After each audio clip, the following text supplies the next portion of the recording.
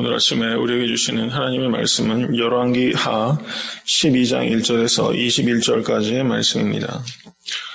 열왕기 하 12장 1절에서 21절까지의 말씀 다 같이 합독하도록 하겠습니다.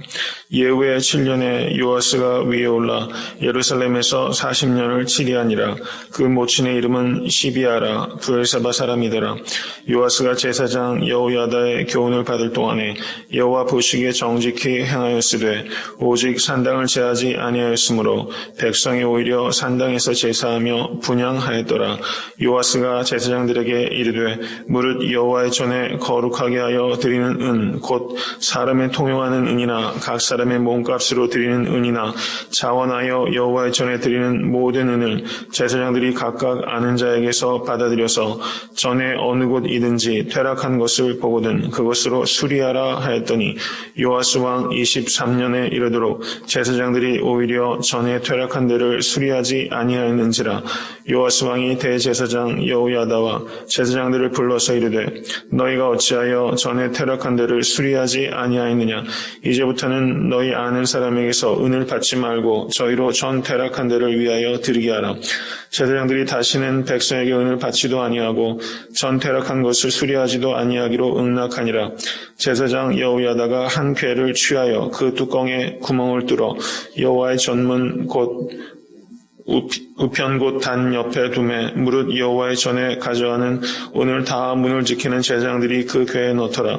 이에 그 궤 가운데 은이 많은 것을 보면 왕의 서기와 대제사장이 올라와서 여호와의 전에 있는 대로 그 은을 계수하여 봉하고 그 달아본 은을 일하는 자 곧 여호와의 전을 맡은 자의 손에 붙이면 저희는 또 여호와의 전을 수리하는 목수와 건축하는 자들에게 주고 또 미장이와 석수에게 주고 또 여호와의 전 퇴락한 데를 수리할 제목과 다듬은 돌을 사게 하며 그 전을 수리할 모든 물건을 위하여 쓰게 하였으되 여호와의 전에 드린 그 은으로 그 전에 은 대접이나 불집게나 주발이나 나팔이나 아무 금그릇이나 은그릇을 만들지 아니하고 오직 그 은을 일하는 자에게 주어 그것으로 여호와의 전을 수리하게 하였으며 또 그 은을 받아 일꾼에게 주는 사람들과 회개하지 아니하였으니 이는 성실히 일을 하였음이라. 속건제의 은과 속죄제의 은은 여호와의 전에 드리지 아니하고 제사장에게 돌렸더라. 때에 아람왕 하사엘이 올라와서 가드를 쳐서 취하고 예루살렘을 향하여 올라오고자 한 고로 유다왕 요아스가 그 열조 유다왕 여호사밧과 여호람과 아하시아가 구별해드린 모든 성물과 자기가 구별해드린 성물과 여호와의 전 곳간과 왕궁에 있는 금을 다 취하여 아람왕 하사엘에게 보내었더니 하사엘이 예루살렘에서 떠나갔더라. 요아스의 남은 사적과 그 모든 행한 것은 유다왕 역대지략에 기록되지 아니하였느냐. 요아스의 신복들이 일어나서 모반하여 실라로 내려가는 길가의 밀로궁에서 저를 죽였고 저를 쳐서 죽인 신복은 시므앗의 아들 요사갈과 소멜의 아들 여호사밧이었더라. 저는 다윗성의 그 열조와 함께 장사되고 그 아들 아마샤가 대신하여 왕이 되니라. 아멘. 하나님의 말씀입니다. 열왕기 12장은 그 유다왕 요아스의 통치와 그의 비극적인 그 삶의 종말에 대해서 기록하고 있는 부분입니다. 11장 21절을 보시면 요아스가 여호와의 전에서 숨어서 어린 유년을 보내다가 7살에 왕위에 올랐습니다. 7살에 왕위에 올랐고 이 요아스의 인생을 그냥 인간적인 관점에서 보면 참 평탄하지 않았던 삶이라고 볼 수 있을 겁니다. 유모의 손에 이끌려서 여호와의 전에서 숨죽여서 6년 동안을 숨어 있다가 7살 어린 나이에 이 왕위에 올라서 이 막중한 책임을 감당했던 이런 삶이었습니다. 이 요아스에게는 그 영적인 아비가 있었는데 이 영적인 아비는 여호야다였습니다. 그래서 2절을 보시면 여호야다의 교훈을 받을 동안에 여호와 보시기에 정직히 행하였으되 오직 산당을 제하지 아니하였으므로 백성이 오히려 산당에서 제사하며 분향하였더라. 이렇게 말하고 있어요. 2절 말씀이 요아스에 대한 긍정적인 평가라고 한다면 이 3절 말씀은 말하자면 오게티라고 할 수 있는 겁니다. 산당을 제하지 않았다. 이렇게 말씀하고 있어요. 여기에서 이 요아스가 제거해버리지 않은 산당을 우리의 삶 속에 적용하자면 이 정도는 괜찮겠지 하는 게 바로 산당이라는 겁니다. 이 정도는 괜찮겠죠. 여호와에 대해 가르침을 받아서 다른 것은 다 정직하게 행했는데 이 제하여 버리지 못한 산당, 이 우리의 마음 가운데도 우리의 삶 가운데도 요아스가 제거하지 못한 산당이 우리에게 있다는 것을 우리가 발견해야 됩니다. 이게 현실과 타협해서 이 정도면 괜찮겠지. 하나님의 기준으로 생각하는 게 아니라 나의 인간적인 관점에서 내가 이만큼 했으니까 이 정도는 괜찮겠지 하는 것이 우리에게도 분명히 있을 거라고 생각합니다. 이 작은 일, 죄에 대해서는 이 작은 일이라도 우리가 타협하지 않고 그것에 대해서 단호하게 죄를 피할 수 있는 여러분과 제가 될 수 있기를 간절히 바랍니다. 여러분, 제가 일전에도 한두 번 말씀드렸지만 이게 교훈이 참 많이 돼서 이 말씀 다시 한번 이 아침에 나누고자 합니다. 중국 역사에 대해서 일가견이 계신 분들도 계실 거라고 생각합니다. 예전에 상나라라는 나라가 있었고 그 마지막 임금이 주왕이었습니다. 그런데 이 주왕이 어느 날 상하로 젓가락을 만들어서 식사를 하기 시작했다는 겁니다. 그랬더니 기자라는 신하가 이제 왕이 상하로 젓가락을 만들어 식사하기 시작했으니 이제 나라가 망하게 됐다 탄식했다는 겁니다. 젓가락 하나 코끼리 상하로 만들었다고 나라가 망하게 됐다고 탄식했다는 거죠. 어떻게 보면 과도하다고 생각할 수 있을 겁니다. 그런데 이 기자가 이 상하로 젓가락을 만드는 일이 결코 작은 일이 아니라는 것을 이야기하는 그 논리가 이런 겁니다. 상하로 된 젓가락으로 식사를 하는 사람이 결코 허술한 음식을 먹을 수 없습니다. 반드시 상하 젓가락을 쓴다는 것은 산의 진미를 먹기 마련입니다. 그리고 산의 진미를 먹을 때는 산의 진미를 질그릇이나 옹기에 담을 수 없습니다. 라고 말했어요. 이 여자분들은 특별히 그릇 좋아하시는 분들이 많이 있잖아요. 좋은 음식은 또 좋은 그릇에 잘 담겨야 사실 맛있게 먹을 수 있는 것도 사실입니다. 산의 진미는 마땅히 좋은 그릇에 담기게 된다는 것입니다. 금쟁반이나 옷그릇에 담아야 한다. 그리고 금쟁반과 옷그릇을 쓰는 사람은 평범한 옷을 입을 수 없다. 이렇게 말했어요.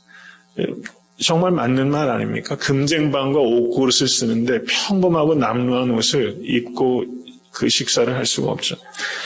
그렇게 값비싼 비단 옷을 입는 사람은 그 옷을 아무데나 걸어둘 수 없다는 것입니다. 그래서 값비싼 옷을 입는 사람은 반드시 화려한 가구를 들이게 된다는 것입니다. 그리고 화려한 가구를 들인 사람은 결코 소박한 집에 살 수 없다는 것입니다. 반드시 구중궁궐을 짓게 될 것이라는 것입니다. 구중궁궐은 거저 지어집니까? 많은 사람들을 동원해야 되고 혈세를 짜내야 된다는 것입니다. 왕의 사치를 위해서 국민의 혈세를 짜고 국민의 노동력을 착취하는 나라가 어찌 오래 가겠는가? 그렇기 때문에 상하로 젓가락을 만드는 일은 곧 나라가 망하는 일이다. 그리고 실제 이 기자가 염려했던 것처럼 이 상하 젓가락을 쓰는 이 주왕 때 이 상나라가 망해버렸다는 사실입니다. 저는 이 이야기가 주는 교훈이 결코 작지 않다고 생각합니다. 우리가 이 요아스가 제거해버리지 못한 이 산당이 바로 상하 젓가락을 쓰는 일과 비견할 만한 일이라고 생각합니다. 우리가 작다고 생각하는 일이 결코 작은 결과를 가져오는 일이 아니라는 것입니다. 우리가 타협해버린 영적인 그 작은 죄를 가볍게 여긴 그 일이 엄청난 큰 결과를 가져올 수 있다는 거예요. 이 도미노 현상이 벌어지게 된다는 것입니다. 먹고 마시는 일과 같이 삶의 기본적인 일도 작게 여기지 않는 여러분과 제가 될 수 있게 간절히 축원합니다. 그래서 고린도전서 10장 31절에 이 사도 바울의 말씀은 참으로 우리가 귀담아 들어야 되는 것입니다. 그런즉 너희가 먹든지 마시든지 무엇을 하든지 다 하나님의 영광을 위하여 하라. 먹든지 마시든지 무엇을 하든지 다 하나님의 영광을 위하여 하라. 영적으로 높은 수준에 들어간다는 것은 이 작은 것을 작게 여기지 않는 것이다. 이렇게 볼 수 있다는 것입니다. 모쪼록 여러분과 제가 영적으로 민감함을 더욱더 갖는 우리가 될 수 있게 되길 간절히 바랍니다. 오늘 12장 말씀 4절에서 16절의 내용은 한마디로 말하면 이 성전을 보수하는 내용이 기록되어 있습니다. 이 요아스가 통치할 때가 이 솔로몬이 성전을 짓고서 140년 정도가 경과된 시간이에요. 여러분 140년 된 성전입니다. 여기저기 아마 고쳐야 될 일이 굉장히 많이 있었을 거예요. 성전이 많이 퇴락했습니다. 근데 역대하 24장 7절을 보시면 이렇게 기록되어 있습니다. 이는 그 악한 여인 아달랴의 아들들이 하나님의 전을 깨뜨리고 또 여호와의 전의 모든 성물을 바알들에게 드렸음이었더라. 140년이라는 시간이 지나서 여호와의 성전이 퇴락한 것에 더하여서 이 아달랴의 아들들이 성전을 깨뜨려 버렸어요.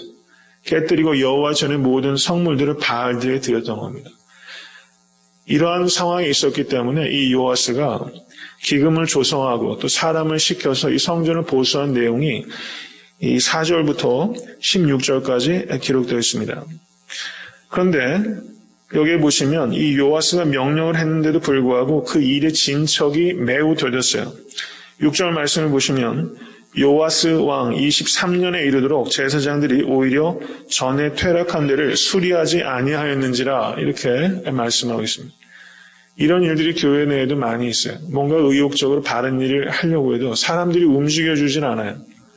요아스 23년이 될도록 성전의 그 퇴락한 데가 수리되지 않고 제자리 걸음을 하고 있는 겁니다. 그래서 요아스가 그 두 번째 플랜을 제시했어요. 그래서 이 성전이 보수가 된 내용이 우여곡절 끝에 성전 보수가 끝난 것이 이제 16절까지 기록되어 있습니다. 여기에서 우리가 주목해서 봐야 되는 것은 성전 보수에 대해서 기록하고 있는 것이 4절부터 16절까지 13절을 할애하고 있습니다. 그런데 17절과 18절을 보시기 바랍니다.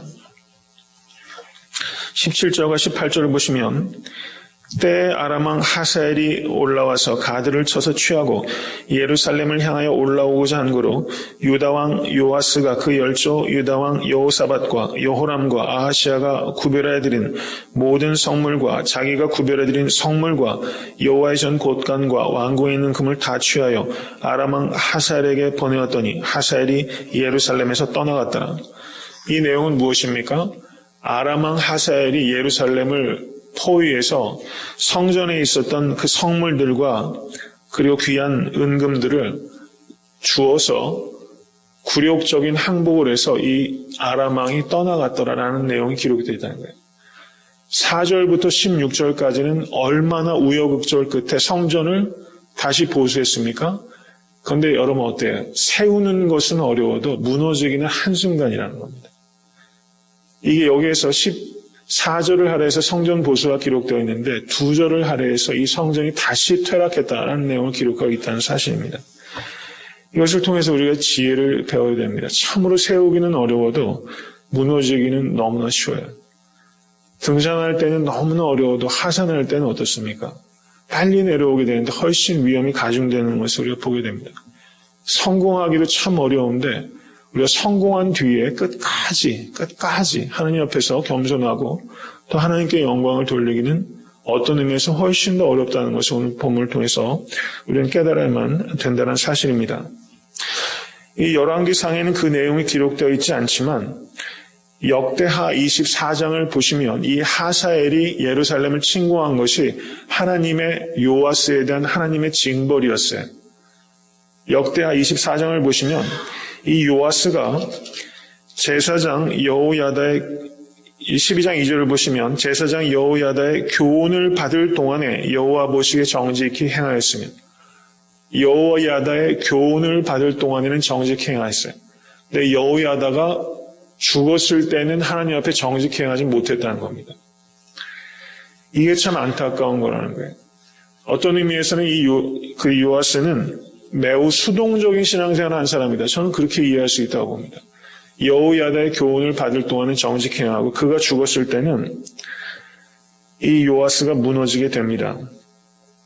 이 요아스가 역대하 24장을 보시면 신앙이 퇴보하게 됩니다. 그리고 불신앙적인 관리를 임명하게 되고 그들을 의지하게 됐고 이 요아스가 아세라 목상을 섬기게 되었어요. 역대하 24장을 보면.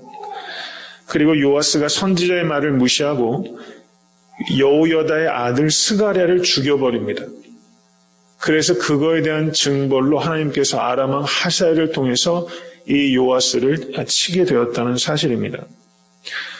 이 요아스를 통해서 그러므로 우리가 배워야 되는 것은 우리가 끝까지 변질되지 않고 신앙적인 삶을 살아가는 것이 참으로 중요하고 그것이 결코 쉽지는 않은 일이다라는 것을 이 요아스를 통해서 우리가 배우면 된다는 사실입니다.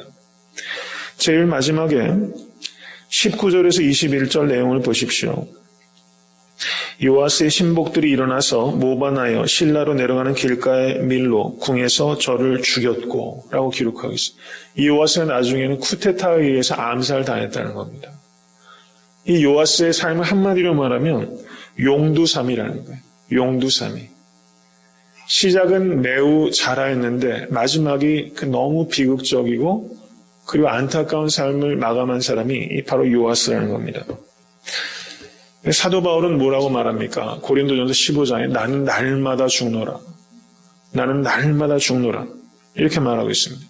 그리고 빌립보서 3장 13절에서 14절에 형제들아 나는 아직 내가 잡은 줄로 여기지 아니하고 오직 한 일, 즉 뒤에 있는 것은 잊어버리고 앞에 있는 것을 잡으려고 표대를 향하여 그리스도 예수 안에서 하나님이 위에서 부르신 부르심의 상을 위하여 쫓아가노라. 여러분 이 사도 바울이 얼마나 겸손한 사람인가 하는 것을 보게 됩니다. 뒤에 있는 것은 잊어버려야 합니다. 이 요아스는 자기가 성전 보수했다는 것을 잊어버려야 했습니다. 잊어버리고 앞에 있는 부르심의 상을 쫓아 끝까지 쫓아가는 이 사도 바울의 마음, 이 마음을 여러분과 제가 가질 수 있기를 간절히 바랍니다. 디모데에서 말했던 것처럼 달려갈 길을 다 달려가서 의의 면류관을 쓸 때까지 매일매일 새로워지고 매일매일 영적으로 진보를 이루시는 여러분과 제가 될 수 있게 되기를 주님의 이름으로 간절히 축원합니다.